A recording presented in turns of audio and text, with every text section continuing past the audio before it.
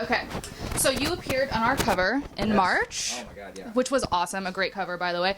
Thanks. So what have you been doing since you appeared on the Awesome Monthly music issue cover? I've been on tour for almost since then. I've gotten to go on some really nice runs, doing support. The last band I got to do support for was Shovels and Rope, who played here, and they're just exquisite. I can't say enough good things about their music and their personalities and stuff. I mean, we got along very sweetly, you know. Yeah. And I feel like we have a similar approach to music, and you know, it's nice as a younger artist to get to see how people, you know, run their ship. So what has been the high point of your 2013 so far? Wow. The high point of my 2013 so far was God, was that this year? Time is just insane. I guess the high point is realizing that I'm in 2013. It's going to be 2016 tomorrow, probably. But I got to. That was this year. I've lost my mind. Yeah, that was this year. Okay, the highlight was playing a festival outside of Portland called Pickathon, and it's like a 3-day festival. So what made that so great for Just you? the entire experience, because again, you know, like living in Austin, I never really have come to ACLs just because it's like, you know, it's in a field, and I don't know, like I'm basically a veteran, or no, basically I don't know anything about music festivals. And what I think I know is like based on Kerrville growing up and Right. things like that, right? So going to this festival like really showed me what you can do with a big small festival. They only sell 3,500 tickets for 3 days. You camp there. It was the headliners were like Feist and Andrew Bird. Yeah.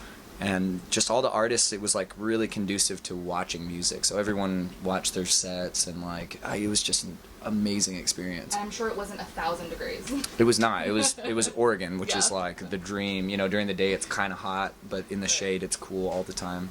And so you filmed a scene for Revolution recently, right? Can you tell us a little bit about that? Yeah, I did a little cameo on Revolution where they had me play an acoustic version of Tom Sawyer by Rush, which was one of the funniest like recording sessions I've ever done. Because Geddy Lee sings like an insane person, and I tried to like hit the ha ha like you know all that. So we would do take after take where I would like try and just lose it, and everyone's Did you have a laughing. specific character or something that you were I'm just some dude who plays guitar in the world, in the pantheon of Revolution. So what kind of upcoming projects do you have going on right now? Well, I've been working on my second album, or you know, in some people's eyes, I guess my first like big album. I've been working on that for a long time, for the last couple of years, which sounds insane, but I've been lucky enough to be on tour recently. But the way that I really like to make music, I need to sit down and really kind of stew in it, and I haven't had that opportunity yet. Do you have a expected release date or time for that? Yeah, I mean, it's a lot of the songs are mostly there right now. I'm just waiting to piece it all together, so it could be 4 months. But even if I finish it in 4 months to do all the promotion and stuff that I would Right. want to, it might be longer than that. So you kind of blew up this year, especially locally. How do you feel about your newfound success? Are you overwhelmed by it, or are you feeling okay? Or... It gets a little stressful. Just having people's expectations is always something that's sort of dreadful, I suppose. But again, like I've been working for this for a long time, you know, and like when I was just even a little bit younger, like I used to think a lot more like, why aren't people paying attention to my music? You know, like, come on, man, why aren't you paying attention to my music?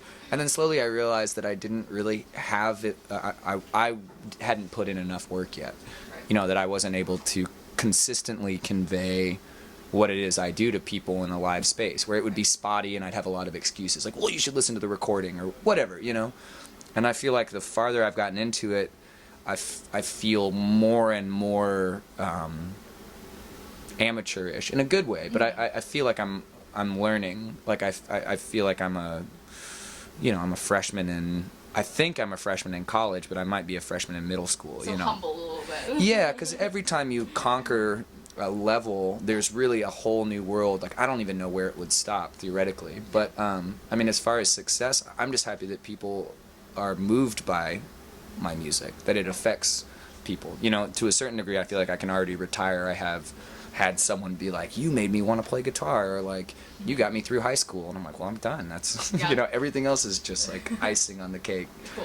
Well, awesome. Thank you so much. That's great.